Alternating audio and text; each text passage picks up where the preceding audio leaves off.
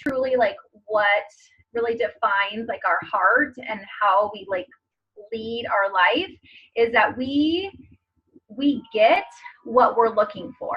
Okay, like for example, this is like the stupidest example, but it will make sense, I promise. So in the parent pickup line, you guys might have heard me share this story. In the parent pickup line, I do this like word search little puzzle because my Wi-Fi is terrible in the parent pickup line because everyone's on their phone and all that. And so I do this word search. And so, you know, off to the side, it says like what words to look for. And once I go over there and I'm looking for the word children or love or whatever the word is, automatically my brain knows to look for that and I'm finding it. So if you are looking for negativity, if you are looking for, you know, people to talk to negatively about your family or, you know, your business or, you know, your team's not doing well or you're not doing well, you're going to find those people to talk to you about that. But if you are looking for success, if you are looking to go Ruby, if you are looking for a positive life in 2019, if you're looking to go Diamond, if you're looking for gratitude and abundance, that's exactly what you're going to find. And so just kind of like that little mind switch of like, hey, I'm not like, be conscious of what your conversations are with your friends, with your family. Be conscious of what you're listening to on the radio or what podcast or what you're spending your time, because it all kind of adds up, you know. So be conscious of what you're looking for and what you're putting between your ears, because that's what you're going to get out of it. 100%. And it's sometimes that mind shift, I mean, it's all the time. That mind shift is a physical act that we have to choose. Am I going to choose to stay grumpy and wallow and be frustrated, or am I going to choose to turn on something to change my mindset? It is a physical choice, and sometimes it's challenging to do that, but as soon as you do, it changes everything every single time. So thank you for sharing that. We are, if you can all mute yourself, I'm still looking.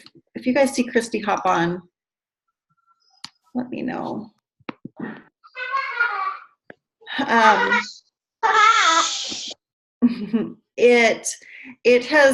No one's immune to the highs and lows. Like we are human. And so we're always going to be coming across amazing days and bad days. And maybe it's some outside source that affects our mood. But this business can completely transform your financial future, your emotional future, your friendships. It changes so much, you guys. And so if you can recognize when you are in those low ends and say, you know what, I choose greatness, I choose to rise above this. And there's so many resources, whether it be the YouTube videos or recordings of Show Me the Money or the Sunday night calls. They're all recorded, and now they're on Facebook. But you guys, they're there for you, and they will boost you up and lift you up. Looks like we've got Kristy on. Oh my gosh, I'm so excited. I know Kristy has a sick little beebs, but we are very grateful to have her on. You guys, Kristy DeJesus has been a dear friend and mentor for me. I've been in for 6.5 years, and she has been by my side the whole time, but she's been in for over 7 years. Mama 5, just like me. I'm a mama 5. Super busy, very, very driven, but very kind, very sincere and genuine, very humble person, and I just love her heart. I want to just turn it over to her, and Kristy, if you want me to ask you questions, great. If you want to just shoot from the hip, go for it. Okay, well, hello, girl. Let me just scroll on through, see who's all on here. Oh, yay. I love so many of you guys. I don't know a lot of you guys, too. I'm looking at some of these names.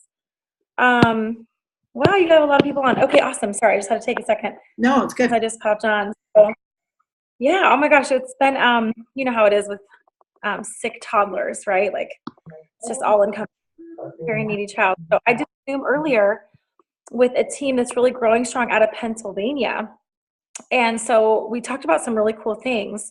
One of them being that Caitlin Snyder's been really diving into self-development this month with It Works Leadership and It Works Calls. She's like, I'm normally used to listening to Tony Robbins or another motivational speaker like that. Every day I try to do something, even 5 minutes of something that's going to help me feel good. But she's like, this month I was just so committed to getting on the Show Me the Money calls, making sure that I'm watching something on YouTube from a leader in the field, like really just being so extra plugged into It Works trainings. And she's like, I feel like I have this whole new fire, she said.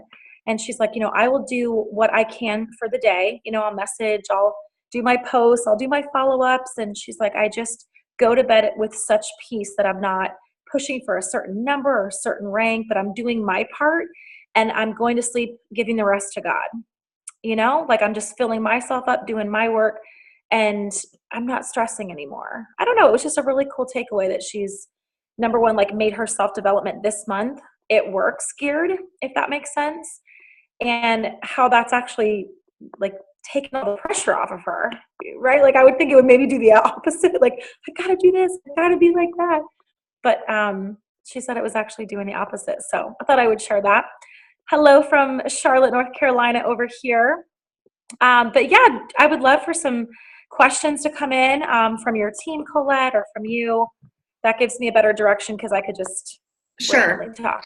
So I know that you and I were talking just a couple days ago, and you were sharing with me about the TED Talk about the 100 rejections or something like that. And I said, okay, I'm going to watch that. So I watched it and I was inspired. And I know each one of us can take something different from it. Will you just share what that's done for you and how you feel about the next few months? Yeah, well, I started this quest because I was just in a funk a couple months ago.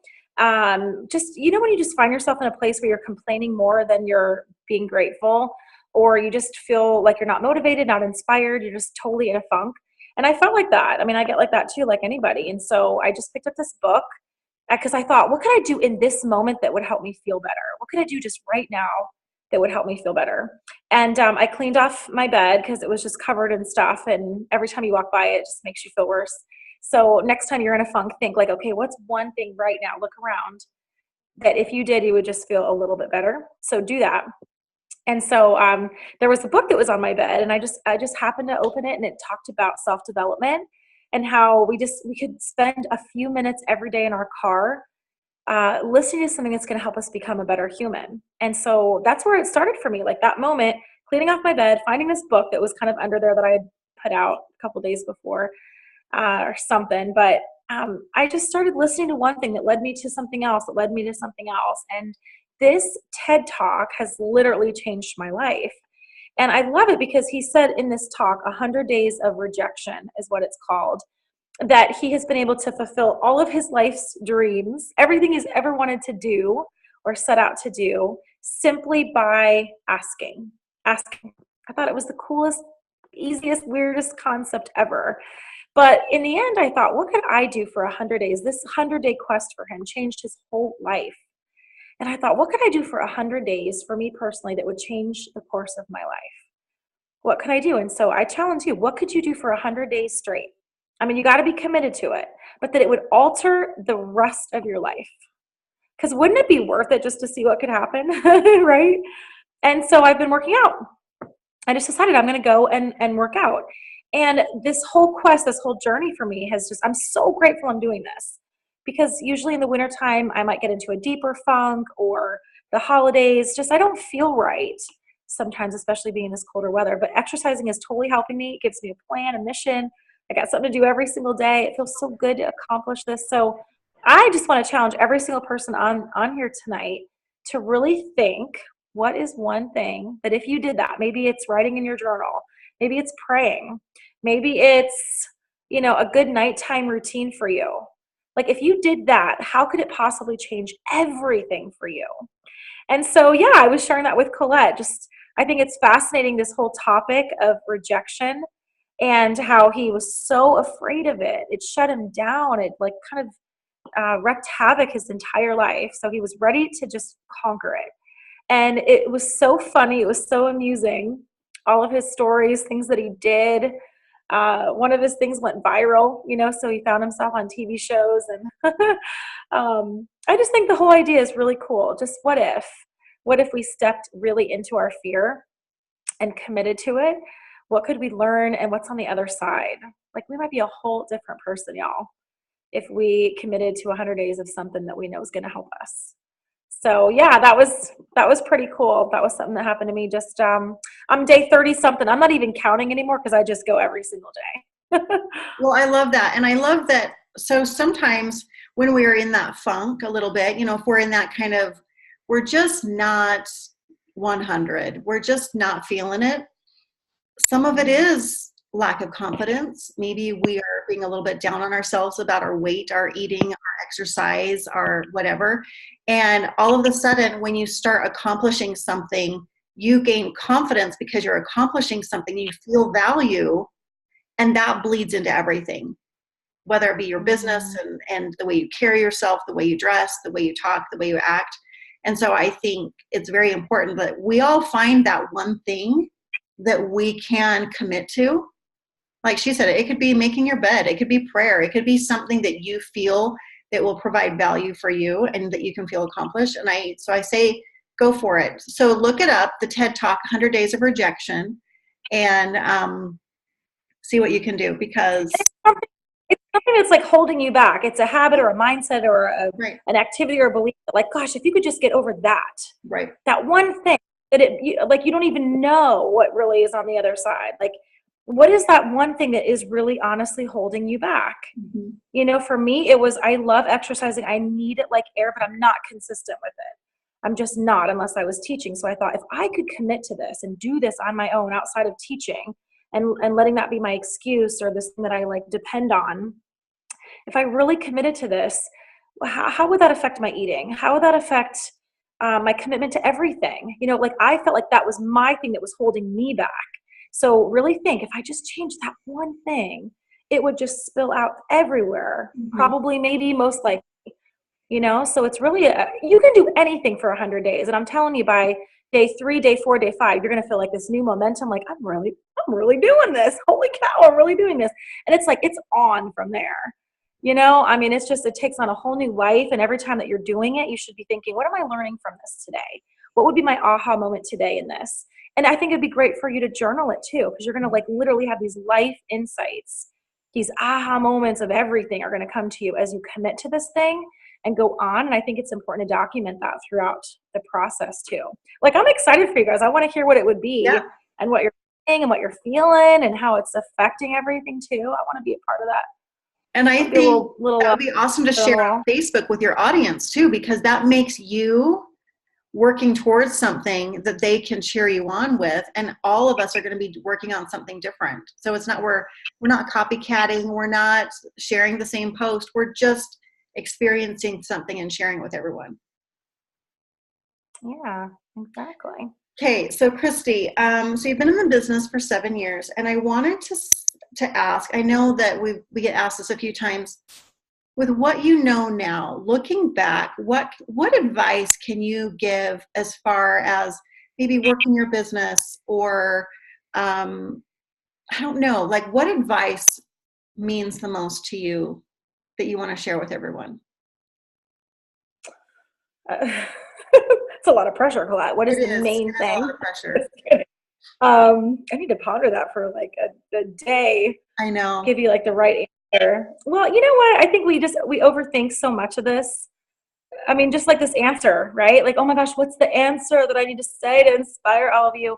No, you know what? I would rather do this, honestly, than my whole life. I just wanted to be a school teacher. That's what I ever wanted to do from the time I was just a little girl. I would teach my stuffed animals and my dollies, and but being a mom changed everything for me. I don't want to be in a school and teach everybody else's kids and be overworked and overstressed, underpaid, and come home with no energy and no patience and have that to give to my kids. I don't want that. right? So I'd rather do this any day over doing that.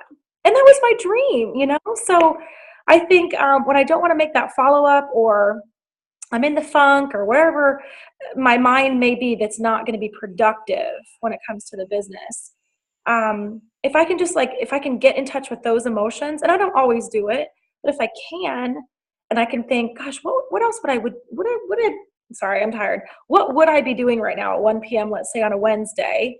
I would be teaching. I'd have absolutely zero time to make a phone call.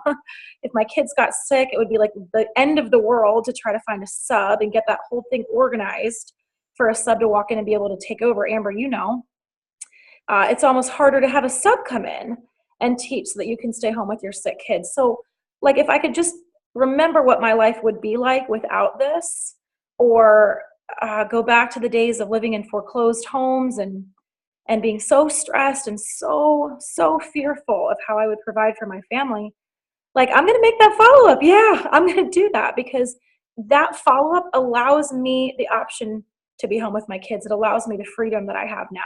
And so it's the same wherever you guys may be in your business. That follow-up allows you that opportunity to be home with your kids in the future, to be able to pay off the debt that's stressing you out. If you don't do that, nothing's ever going to change. So think about the emotions that come with changing your circumstances, really changing your life. Yeah, and it's not like the work is ever done once you reach ambassador or diamond or wherever you think kind of that moment is for you. The work isn't done. You don't feel any different than you guys do right now on this Tuesday night. You're going to feel exactly the same way. So why not, the whole time that you're progressing through this business, be working on yourself? Spend time with yourself every day. Love on other people. All the things that you want out of life and how you want to feel about your life.